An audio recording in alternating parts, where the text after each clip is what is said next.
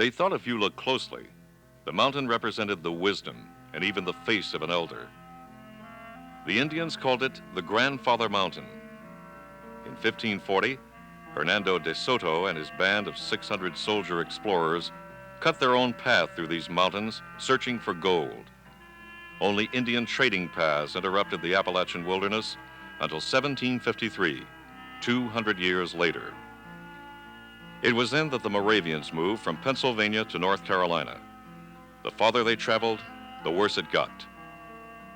Often they had to cut trees and chop with grubbing hoes to clear passages for their wagons. Block and tackle kept them from slipping over mountain edges. It took them 3 weeks to move from where Staunton, Virginia, and Winston-Salem, North Carolina are today, a distance of only 200 miles.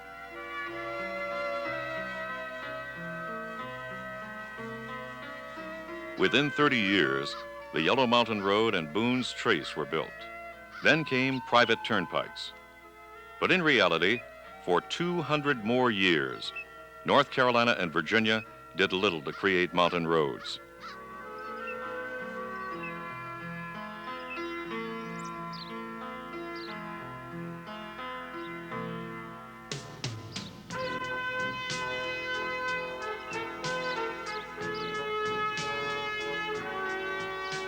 In 1909, a visionary state official named Colonel Joseph Pratt began a road he called the Crest of the Blue Ridge Highway. He actually planned and surveyed the summit route along the southern Appalachians, when the motor car was still a new invention. Those who follow him stayed faithful to his image of a pure recreational road that would open the spectacular beauty along the crest of the Blue Ridge Mountains to the people of America.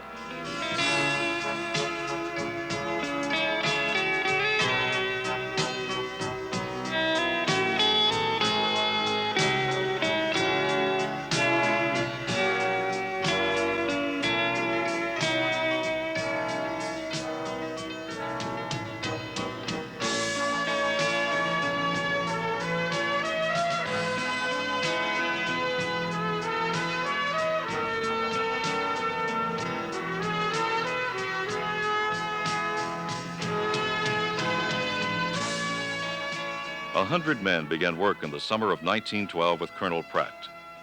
3 generations later, what we know as the Blue Ridge Parkway emerged. If 73 years sounds like forever, consider the Inter-American Highway from the United States to Chile. That one took 500 years to complete. The modern parkway of today really got moving in the early 1930s. The Blue Ridge Parkway would connect the beautiful Shenandoah National Park with the breathtaking vistas of the Great Smoky Mountains National Park. Only the brief trip around Grandfather Mountain was incomplete by 1970. But what a gap that was. How do you build a perfect setting for a jewel like Grandfather Mountain? One of the highest pinnacles in eastern America, it deserved the finest in design and engineering for the special section of parkway which would span it.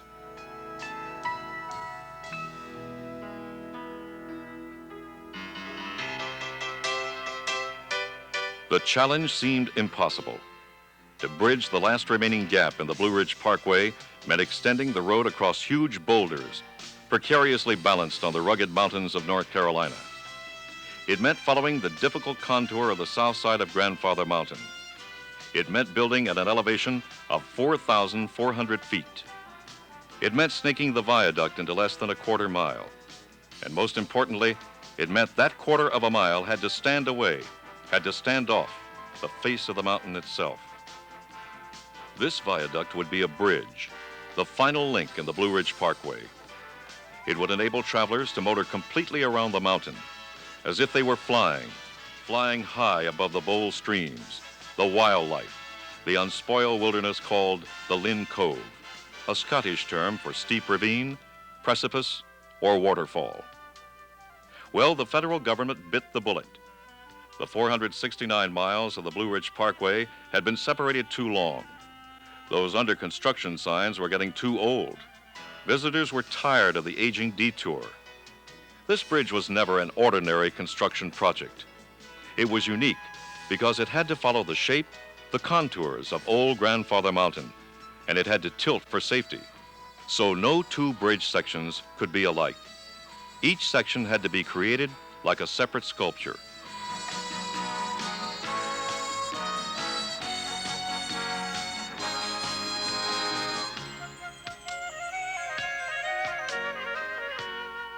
The viaduct had to be earthquake resistant, so it was stabilized around concrete pillars, preventing lateral movement.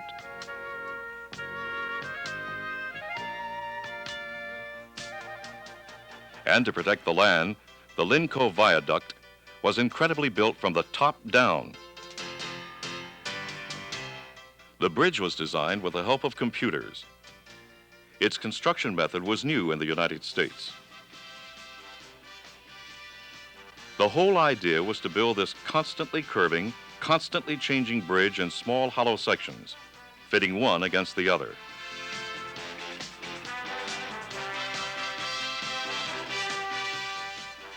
Then all the sections would be tightly held together with steel cables laced inside, sort of like lacing up a pair of boots.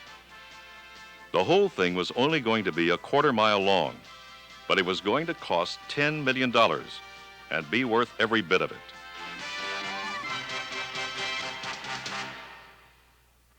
This innovative bridge was going to have to be built under mighty difficult conditions. The designers and builders considered the environment with every tree and creek they spanned, and with every boulder they encountered. The ground was touched as little as possible in order to protect the fragile, pristine terrain. Only the trees that took up the same space as the bridge were cut. Boulders were protected to keep concrete or any other material from staining them. Not one trout in Wilson Creek was to suffer. Not one tree, not one boulder could be unnecessarily displaced.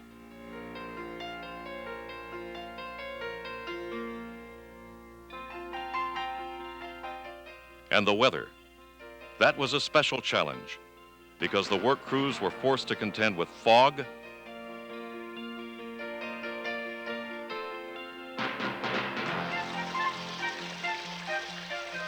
with 90 inches of rain each year, and with a wind that could reach 140 miles an hour.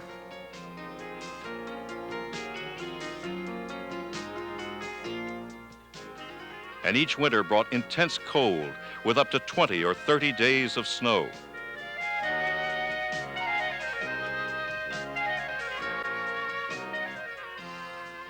The weather could change from sun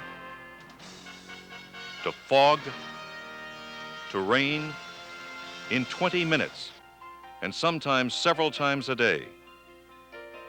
The spot seemed to be its own weather factory.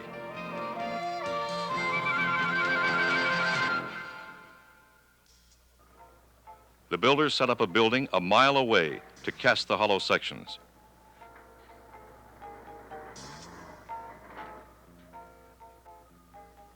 Casting these sections alone took 2 years. As small and hollow as those segments were, each still weighed about 50 tons.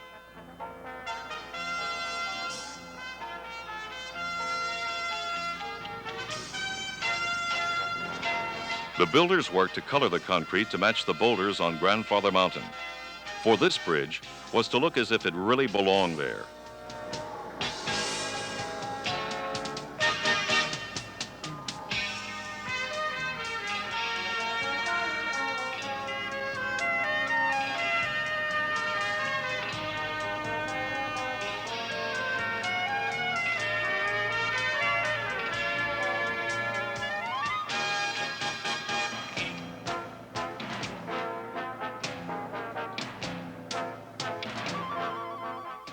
Each section was cast right up against the last one to make sure they would all fit when brought together on the side of the mountain.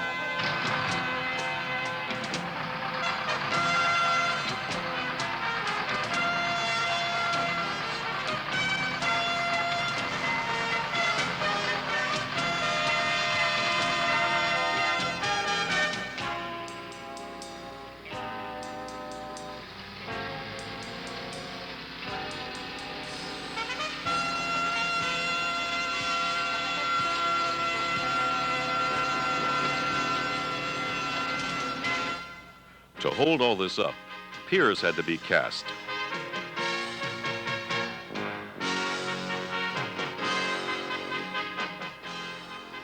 The tallest was almost 70 feet.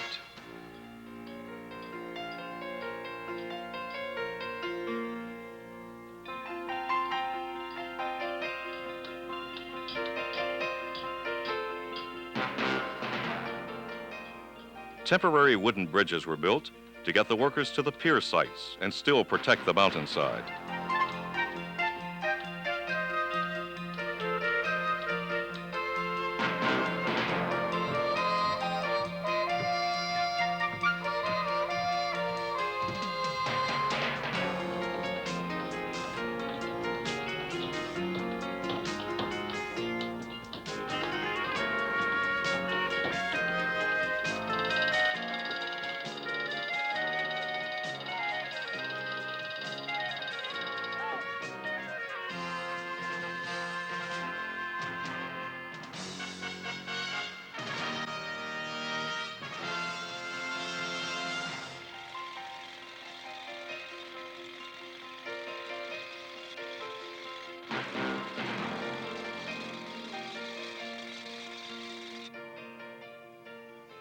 Fences were used to keep from contaminating nearby streams.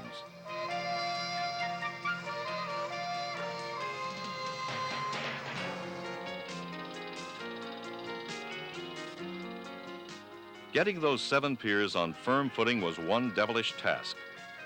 For when the builders went looking for bedrock on which to rest those piers, they sometimes had to probe more than 100 feet.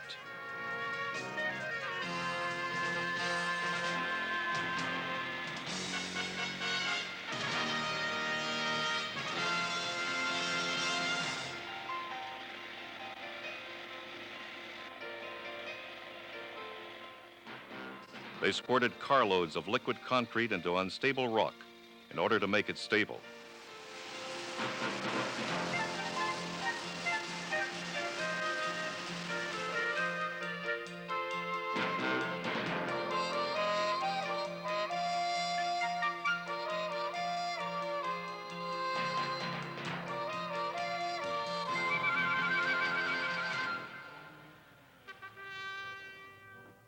They started building this one-of-a-kind bridge from the south end because the north end wasn't even accessible.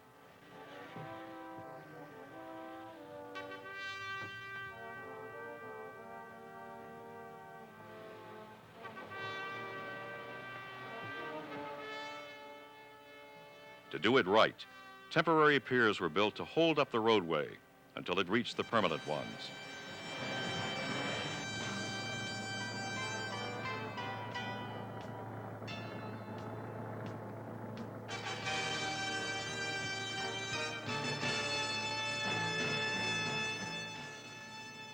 Each of the sections was trucked to the end of the growing road and lowered with a crane into position.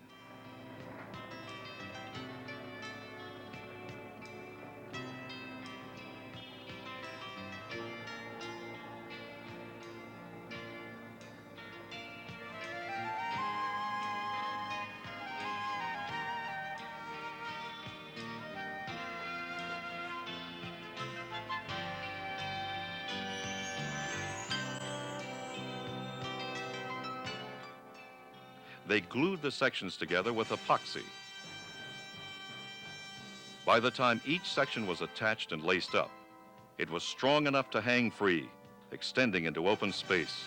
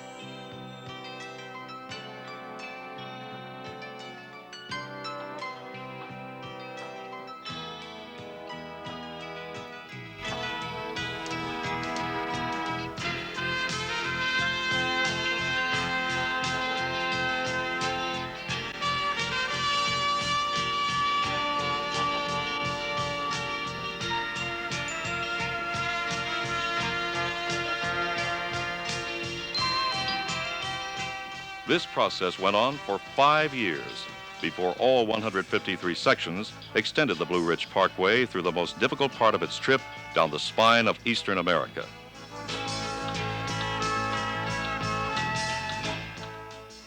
Can you imagine what would have happened if even one of the segments didn't fit? And if the bridge didn't end up exactly on the spot where it was supposed to end? To make sure, alignment was checked all the time so that less than 1/32 of an inch of tolerance was permitted.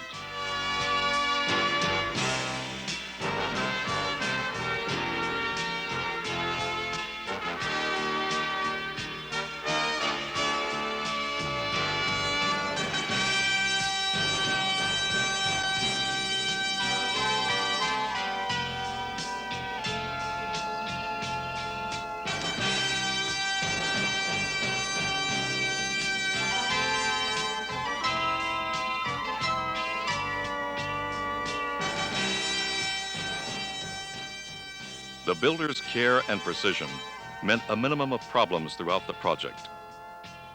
In order to keep construction moving along during the winters, a special wood frame was built to cover and insulate each joint. Portable heaters kept the glue joints warm. As each cold, windy winter and foggy, rainy spring and hot, sunny summer and glorious orange autumn passed, this award-winning design drew closer to reality. Only miscellaneous details remained. They dressed up the bridge with hard granite curbing. They built sturdy open railings that protect travelers and give them the finest visibility without their having to stop and get out of the car.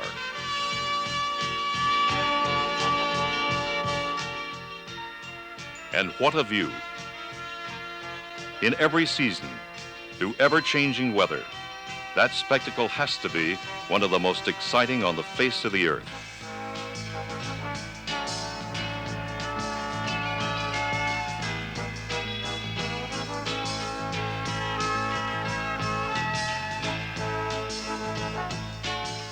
It represents a work of art, a work of man, a work of nature. The Lynn Cove Viaduct frames the picturesque Blue Ridge in a technological wonder that weaves its structure under, over, around, and through the mountains without so much as a whisper.